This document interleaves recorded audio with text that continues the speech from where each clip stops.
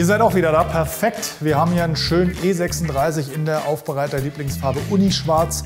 Full Detailing, einmal volles Programm. Ich würde sagen, wir zeigen euch mal, wie der Lack und der Innenraum jetzt aussieht und dann sprechen wir gleich nochmal. Schauen wir uns vorher an. Also wie gesagt, außen hat der Wagen einiges gesehen. Das wirkt jetzt auf den ersten Blick nicht so, aber glaubt mir, wenn ich gleich mal Licht anmache, dann machen wir wirklich Licht ans Fahrrad. Also das heißt, wir sehen, was mal los ist.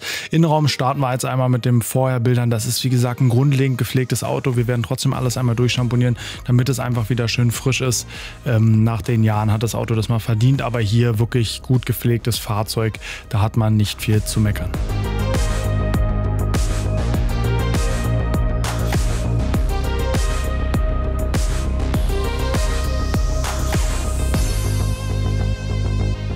Jetzt kommen wir aber zum Lack und da sehen wir mit dem diffusen Licht die tiefen Kratzer, die sind schon gut zu sehen und relativ massiv. Und jetzt halte ich gleich mal die Scan-Grip drauf, direktes Licht und wir sehen die Waschkratzer. Also hier ist wirklich einiges im Argen. Wie gesagt, Unischwarz, wirklich richtig was zu tun. Klar, das Auto ist wirklich alt und wahrscheinlich die erste richtige Aufbereitung, aber das ist hier wirklich schon ordentlich. Gucken wir mal, was da später geht.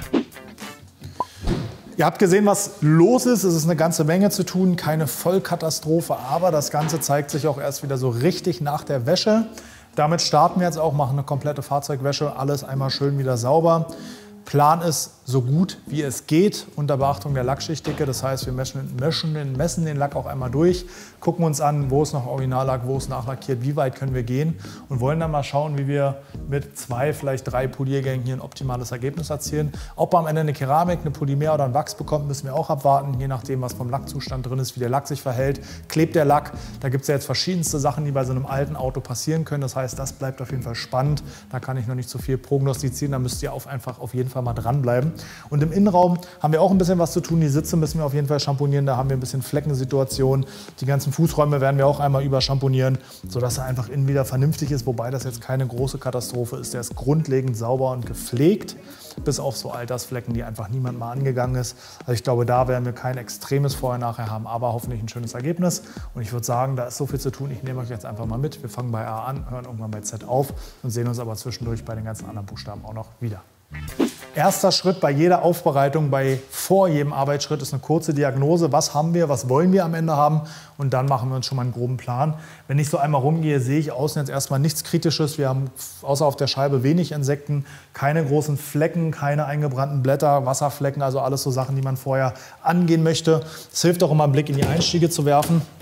Da wollen wir vor allen Dingen sehen, haben wir alte eingebrannte Wasserflecken von Waschanlagen, weil dann würden wir gleich mit dem Water Spot Remover rein, haben wir hier nicht, sondern nur Schmutz. Das heißt auch nichts Besonderes. Dann bleibt noch eine Sache übrig, die wir uns anschauen müssen.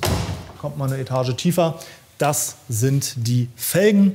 Ist jetzt hier nichts Wildes, wurden lang nicht mehr sauber gemacht. Ich glaube aber, wird jetzt auch nicht so dramatisch. Wir haben jetzt leider einen kleinen Nachteil. Wir können aktuell nicht auf unserer Waschspüle die Räder runternehmen und alles nass waschen. Deswegen müssen wir jetzt erstmal das waschen, wo wir rankommen. Und dann nachher auf einer anderen Bühne eventuell die Räder runternehmen, falls es nötig wird, weil unsere Waschspüle gerade einen kleinen Defekt hat, die muss noch repariert werden. Aber weil ich jetzt gerade so hocke, kommt mal ran, ich sehe jetzt hier tatsächlich noch was auffällt. Mal gucken, was das hier ist, ob das wirklich nur Schmutz ist oder irgendein eingebranntes Zeug. Ich glaube, es ist nur Schmutz, aber das habe ich jetzt gerade gesehen. Vielleicht generell ein paar Worte zur Wäsche vor der Aufbereitung. Wir haben einen relativ zerkratzten Lack. Wir müssen am Ende relativ viel polieren. Das heißt, wir wollen natürlich trotzdem gründlich, also vor allen Dingen gründlich und auch schonend waschen, müssen uns jetzt aber nicht ganz so einen Riesenkopf um Mikrokratzer machen, die wir vielleicht hier bei der Wäsche verursachen. Am Ende wird das Auto vorher nochmal geknetet. Das heißt, wir werden Knetspuren verursachen, also normale 2-Eimer-Wäsche, ohne komplett auszuflippen. Klar, Vorwäsche, Vorwäsche, Vorwäsche, kennt ihr ja von mir. Und ich würde sagen, damit starten wir jetzt auch mal durch. Genug des Vorgequatsches. Ich würde sagen, Tim steht schon bereit, macht die Eimer fertig und wir waschen. Let's go. Los geht's. Wie immer starten wir mit der Felgenreinigung. Erstmal Felgenreiniger drauf, den Dreck lösen lassen, also lasst den Felgenreiniger seine Arbeit machen. Die Wirkzeit des Felgenreinigers nutzen wir, um die Einstiege schon mal einzusprühen. Alle verwendeten Produkte wie immer unten in der Videobeschreibung, wenn ihr dazu Fragen habt. Nach dem Abduschen der Felgen kommt die manuelle Reinigung. Das mache ich einfach, damit ich den Felgenreiniger nicht komplett durch die Gegend und auf meine Klamotten spritze. Das stinkt nämlich und geht nicht mehr raus. Deswegen anschließend nur noch mit Shampoo-Wasser, Bürsten, Mikrofasertüchern, Reifenbürsten, was noch alles so dazu gehört. Die Felgen einmal intensiv innen und außen reinigen. Wir nehmen eine separate Bürste für den Radkasten. Die kommt nicht in den Felgeneimer, sondern wird zwischendurch immer per Hochdruckreiniger ausgespült, damit wir da nicht den Sand und die Blätter und was auch immer noch da am Radkasten drin steckt, über unsere Felgen reiben. Auch immer dran denken, Bremsbacken, Bremssattel, Bremsscheibe immer gut spülen, weil sonst läuft euch hier nach der Wäsche, wenn das Auto das erste Mal bewegt, die ganze Plörre raus und ihr habt wieder Freude. Also da immer wirklich gut ausspülen, bis es klar rauskommt, dann ist fein.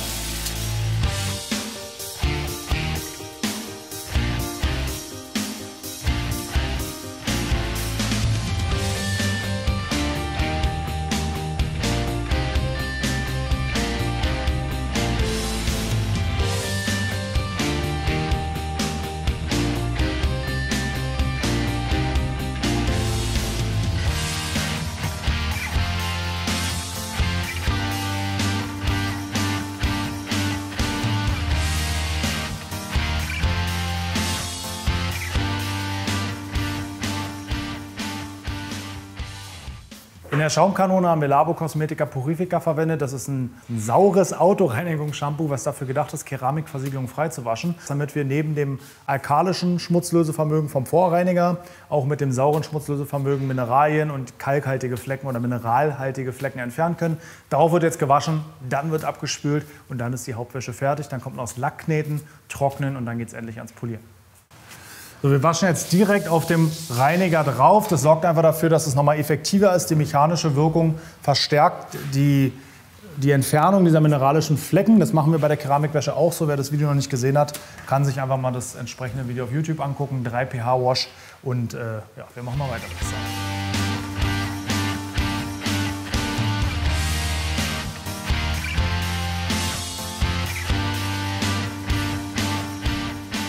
Ja, auf Instagram habe ich ja versprochen, dass ich euch noch was zeige oder mein Feedback dazu gebe. Wer mir da noch nicht folgt, selber schuld, geht auf Instagram. Wir haben jetzt hier einmal diese Scrub Wall. Das ist im Endeffekt ein Zusatz zu dem Dirt Lock Schmutzeinsatz, der da dran kommt, der logischerweise, wie der Name schon sagt, dafür gedacht ist, beim Ausspülen den Waschhandschuh da lang zu schrubben. Also die sind so geformt, dass die so leicht schräg sind. Das heißt, beim Rüberreiben löst sich der Dreck, fällt dahinter runter und bleibt unter dem Schmutzsieb stecken, so die Idee. Ob das genauso klappt, kann ich nicht nachvollziehen, aber der Handschuh lässt sich halt super auswaschen, auswringen ins frische Wasser und ist dann wieder bereit, weiter zu waschen. Das ganze Fahrzeug spülen wir mit fließendem Wasser aus dem Gartenschlauch ab. Das hat den Vorteil, dass der Schaum runtergeschwemmt wird und nicht von links nach rechts geschoben wird. Wichtig natürlich, vor dem Polieren muss der Lack auch geknetet werden, gerade hier bei so alten Fahrzeugen. Ganz wichtig nach dem Kneten wirklich immer polieren, weil Kneten hinterlässt so gut wie immer Spuren. Anschließend wird das Auto nochmal abgespült und getrocknet. Wichtig natürlich auch die Ritzen und Kanten mit Druckluft oder mit so einem Lacktrockner trocknen. Dann sorgt es einfach dafür, dass man beim Polieren nicht überall Wasserläufe hat und Wasserflecken in den Ecken und Kanten entstehen.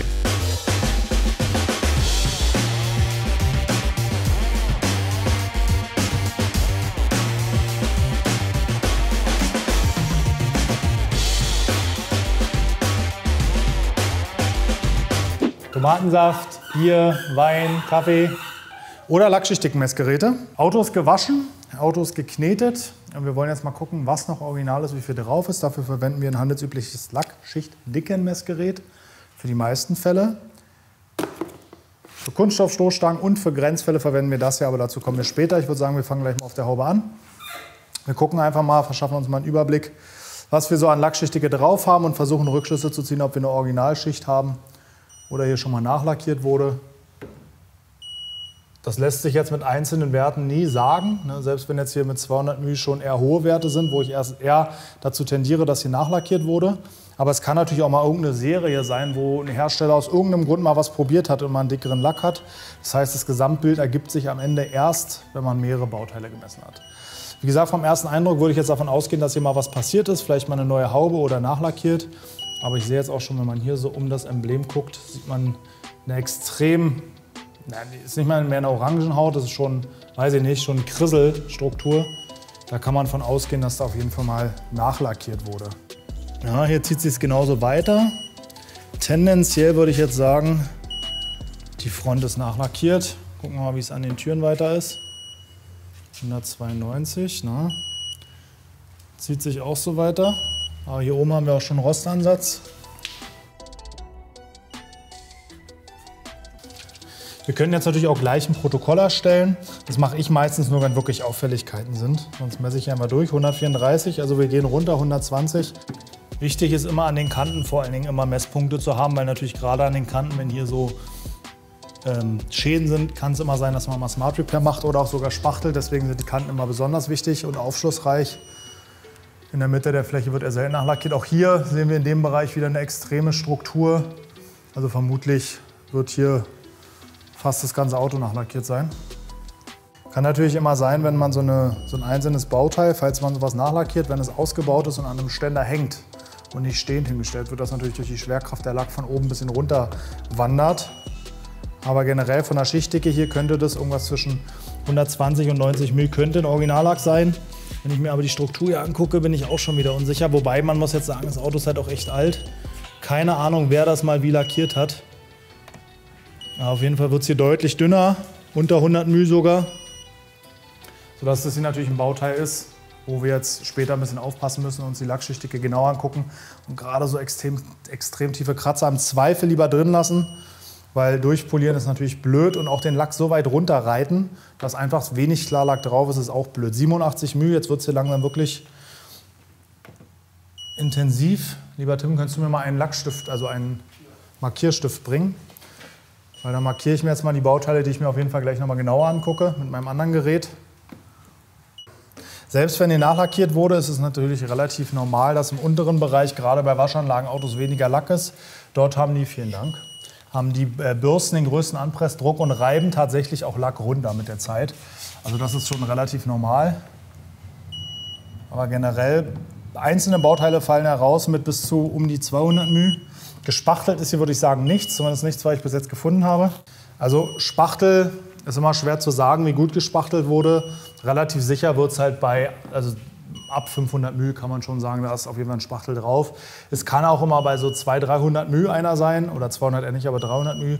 Allerdings kann auch einfach ein Dickschichtfüller verwendet worden sein, um einfach die Oberfläche ein bisschen auszugleichen. Das lässt sich so genau nicht sagen. Aber spätestens ab 500 μ kann man schon davon ausgehen, dass da gespachtelt wurde. Und alles über 1000 μ ist dann schon meiner Meinung nach nicht mehr fachgerecht gespachtelt, weil dann hätte man instand setzen müssen, um ein schönes Ergebnis zu erzielen. Okay, ich markiere mir jetzt mal fix die Bauteile, die für mich sehr relevant waren. Das war hier so der untere Bereich, der obere Bereich, Heckdeckel und hier unten der Bereich, weil dort war es überall relativ dünn und das würde ich mir gerne mal angucken. Aber wir starten jetzt mal mit der Motorhaube und einem Gerät. Dazu wird es noch mal ein umfangreiches Video geben, also keine Panik. Ich erkläre es jetzt nicht in der Tiefe, ich gehe jetzt hier nur konkret auf dieses Auto ein und sage euch, was ich mit dem Gerät messe und warum ich es messe. Und zwar ist das der DeFelsco Positector. Wie gesagt, zu dem kommt nochmal ein eigenes Video. Das ist kein Lackschichtdickenmessgerät, was mit einem Wirbelstrom- oder Magnetresonanzverfahren arbeitet, sondern ein Lack-Ultraschallgerät. Das bedeutet, dieses Gerät sendet Ultraschallwellen aus und die werden an den unterschiedlichen Schichten anders reflektiert oder zurückgeworfen und dadurch ist erkennbar, dass wir eine unterschiedliche Dichte haben und das Gerät kann uns diese unterschiedlichen Dichten grafisch darstellen. Das ist ähnlich wie beim menschlichen Ultraschall, funktioniert genauso. Man erkennt die verschiedenen Organe oder auch Gewebe oder Flüssigkeiten einfach daran, dass sie eine andere Dichte haben und sich dadurch in einer anderen Schattierung oder einem anderen Farbton darstellen und genauso funktioniert das hier auch vom Prinzip. Das heißt, wir setzen eine Sonde hier ran, die hat nochmal eine Schutzkappe, weil die Sonde ist das teure Teil. Ne? Das hier ist schon teuer für ein Lackschichtdickenmessgerät, aber das hier ist richtig teuer. Und wir brauchen auch, weil es ein Ultraschall ist, eine Trägerflüssigkeit. Ne, dazu mehr im Video, da gibt es ein Ultraschallgel. Macht sich auf dem Lack nicht so gut. Bei glatten Oberflächen tut es auch Wasser. Wasser macht sich auf dem Lack auch nicht so gut, weil es bei neuen Lacken abperlt. Deswegen nehmen wir einen Glasreiniger, weil der einfach eine andere Oberflächenspannung hat. Man könnte auch Wasser mal ein bisschen Spüli nehmen, einfach damit man einen Film hat. Und sprühen das jetzt hier so ein bisschen auf unsere Messfläche, da wo wir messen wollen. Natürlich macht man Glasreiniger nicht auf einer polierten Oberfläche, da würde man dann ein anderes Medium nehmen, weil der Glasreiniger natürlich durch den Alkohol auch Mikrokratzer beim Abwischen verursachen könnte. Als allererstes setze ich wieder einen Nullpunkt, Sonde ist sauber, das heißt, er sagt, aha, jetzt habe ich gerade nichts zu messen. Und jetzt nehme ich hier mal eine Messung vor und dann zeige ich euch mal meinen Messwert und erzähle euch, was mir dieser Messwert sagt. Zack. So, wir ziehen uns das Ganze mal ein bisschen auf. So, jetzt können wir hier mit unserem grünen Cursor können wir jetzt wandern. Und er zeigt uns hier natürlich Ausschläge an. Und das hier ist der allererste Ausschlag. 59 μ, das ist die oberste Lackschicht. Also vermutlich der letzte Klarlack. Dort, wo dieses kleine rote Dreieck ist, das ist das, was das Gerät vermutet, das Substrat, also der Untergrund.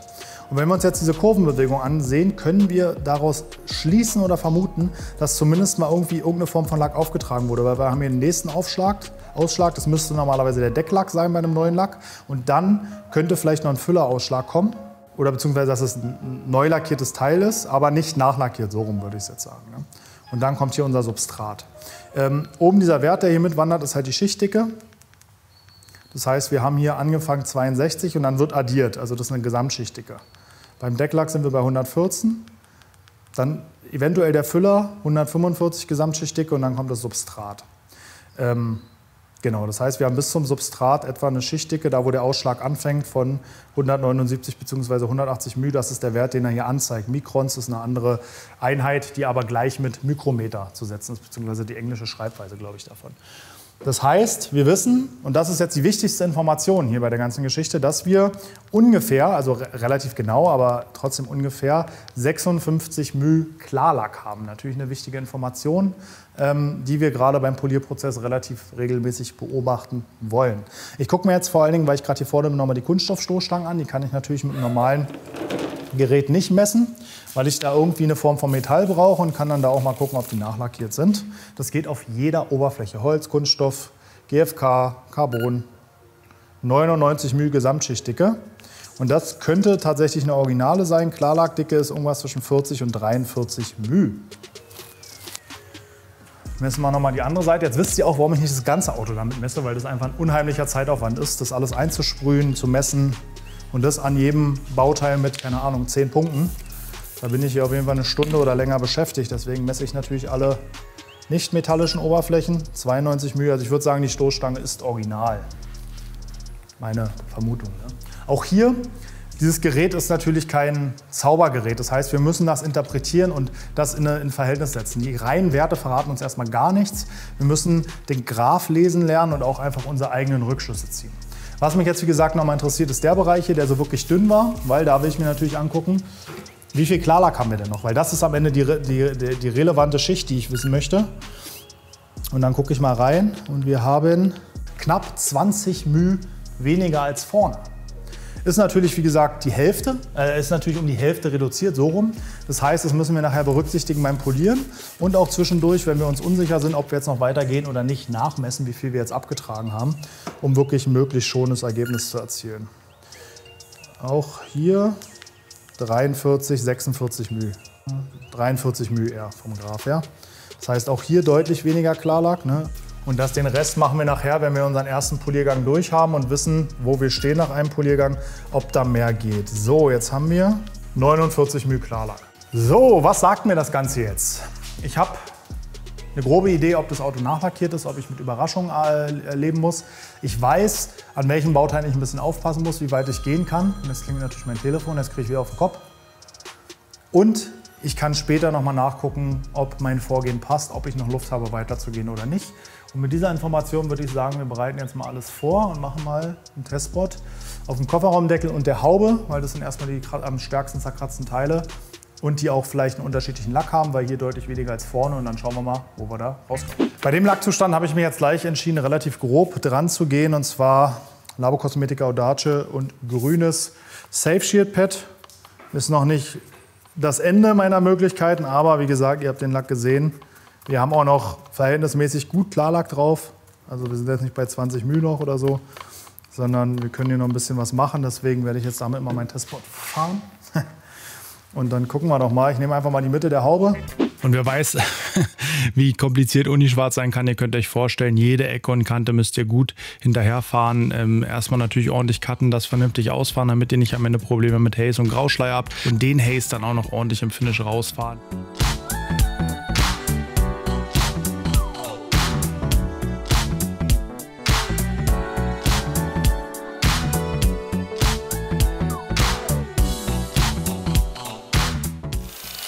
Bei Unischwarz gilt, Ruhe.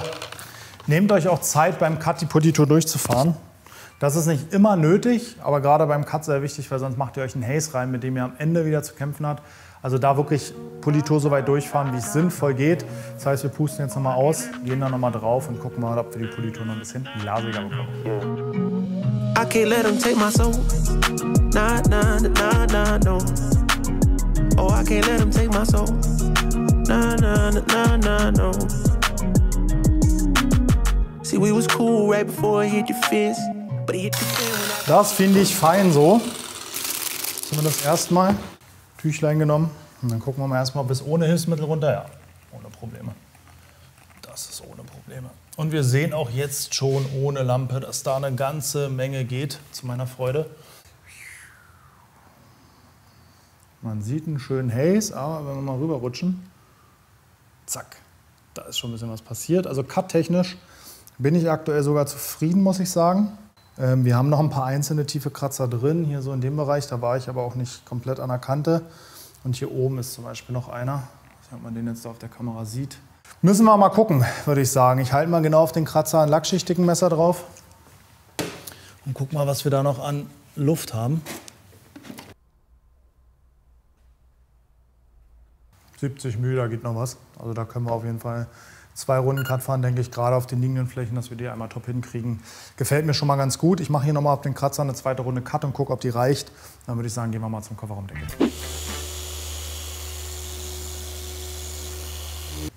Ich glaube, damit kann man leben. Also ein Hauch, wenn man weiß, wo er war, ahnt man noch, aber ich glaube, das ist ein gutes Vorgehen. Mein Plan, erstmal für die Motorhaube einmal eine wirklich ordentliche Runde Cut fahren, danach mit einem Markierstift einmal rumgehen, die tiefen Kratzer markieren, nochmal vielleicht mit einer kleinen Maschine oder mit der kleinen Maschine und der Rotor die einzelnen Kratzer rausnehmen und dann sollten wir wirklich ein schönes Ergebnis haben. Ob wir jetzt an den Türen so einen Aufwand betreiben, gerade aufgrund der Lackschichtige, weiß ich noch nicht, müssen wir mal gucken. Aber hier die Haube, glaube ich, kriegen wir schon echt schön wieder hin.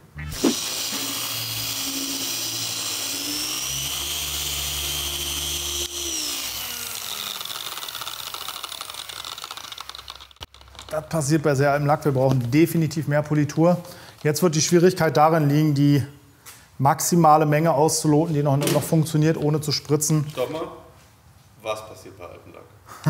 Was du wieder siehst. Was ich wieder sehe, hast du recht. Also hier, ne, dieses Polierbild, beim ersten Verteilen kann sowas passieren, einfach weil die Politur in diesen ganzen Rauheiten hängen bleibt, ne, und sich hier so ein bisschen durch die Gegend zieht. Das ist ein typisches Phänomen von zu wenig Politur. Wie gesagt, kann beim Verteilen immer passieren. Wenn man dann auf Stufe 4 die erste Runde fährt, sollte sich das geben. Wer aufmerksam auf der Motorhaube beobachtet hat, hat genau das gesehen. Das hat sich nicht gegeben, deswegen muss ich die Politurmenge erhöhen, damit wir ein effizientes Schleifen haben und überall gleichmäßig Polierkorn haben.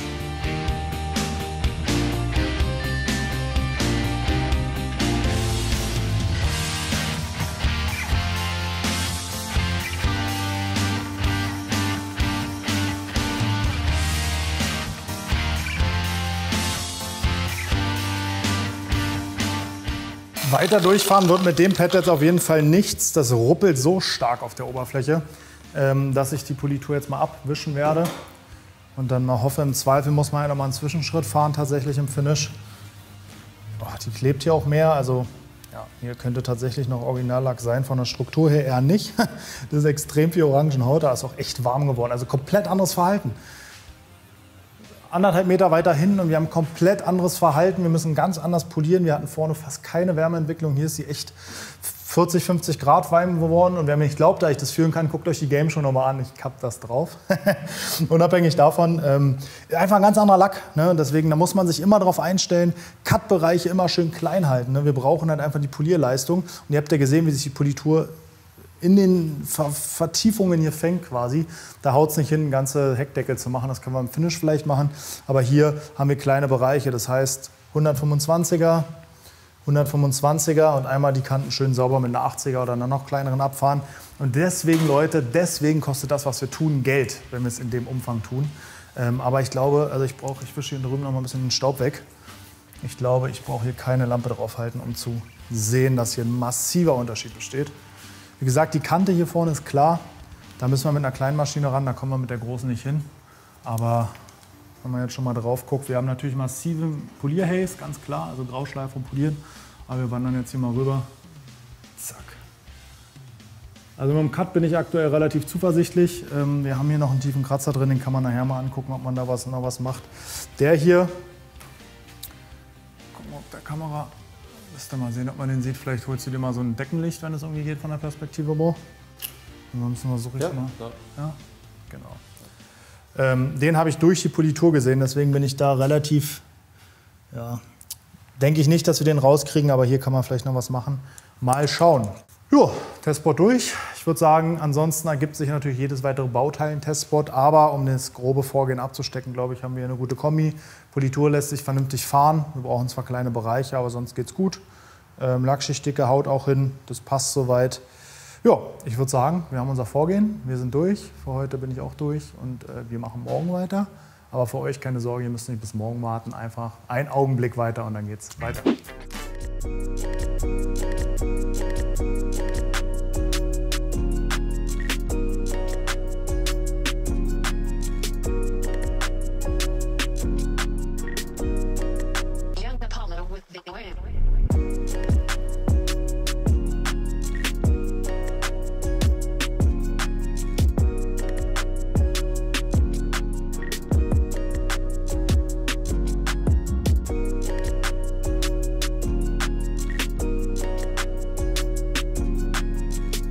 So, Ergebnis ist schön. Falls ihr euch fragt, was sind das da für 3 Millionen Punkte? Das ist einfach weicher Lack und jahrzehntelanger Einschlag von Sandinsekten und Co. Dann bleiben so eine Ditsche an der Oberfläche übrig. Das kann man leider nicht verhindern. Nach dem Polieren, ganz wichtig, geht es natürlich ans Trockeneis reinigen. Damit kriegen wir die Ritzen und Kanten ordentlich sauber und vor allen Dingen bei so einem älteren Auto auch den Motorraum. Da wollen wir ungern nass ran, deswegen hilft dort Trockeneis wirklich enorm.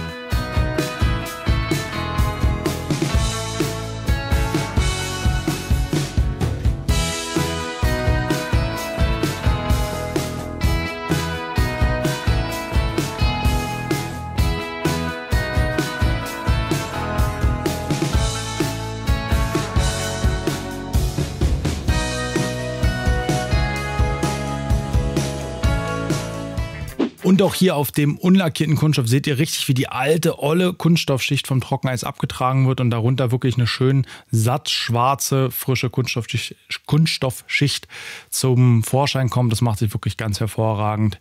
Gerade bei älteren Fahrzeugen, um auch wirklich Kunststoffe aufzufrischen, also universell einsetzbar. Aber ihr kennt ja unsere Meinung und auch unser Videos zu Trockeneis. Hier war es nochmal wieder ein gutes Beispiel. Und dann ging es an die Versiegelung. Wir haben uns hier bei dem Fahrzeug für eine moderne Polymerversiegelung entschieden. Die SafeShield Soft Top hat er bekommen. Wird ähnlich verarbeitet wie eine Keramik, hat auch einen richtig schönen Glanz und hält ja je nach Fahrleistung und Waschleistung so um die bis zu vielleicht 5.000 bis 10.000 Kilometer, je nachdem wie gut ihr das Fahrzeug pflegt. Um den Innenraum richtig sauber zu machen, haben wir alles rausgebaut, was wir rausbauen konnten. Rücksitzbank, Vordersitze, alles rausgenommen und einmal intensiv gereinigt. Natürlich zuerst ausgesaugt und anschließend die ganzen Polster und Oberflächen gereinigt, nass gereinigt, Gesprühex, also wirklich einmal eine Grundreinigung vorgenommen, dass einfach der jahrealte Dreck rauskommt und dann abschließend auch im Innenraum mit Trockeneis, Ritzen, Kanten, ganzen Staub aus den Ecken beseitigt. Ja, und dann war das Auto fertig. Ich muss mich leider entschuldigen, Finishbilder sind diesmal nicht so das Gelbe vom Ei. Der Grund ist, der liebe Mo hatte genau an der Übergabe keine Zeit. Der Kunde musste den Wagen früher abholen und stand auch schon neben mir. Ja, und ich bin talentiert vor, aber leider nicht hinter der Kamera. Deswegen entschuldigt die nicht ganz so hübschen Finishbilder. Ich denke, man erkennt trotzdem, wie hübsch das Auto geworden ist. Hat wirklich Spaß gemacht und ihr durftet uns mal bei einer kompletten Aufbereitung begleiten. Ich hoffe, ihr hattet auch Spaß dabei. Danke fürs Zuschauen. Bis zum nächsten Mal. Haut rein.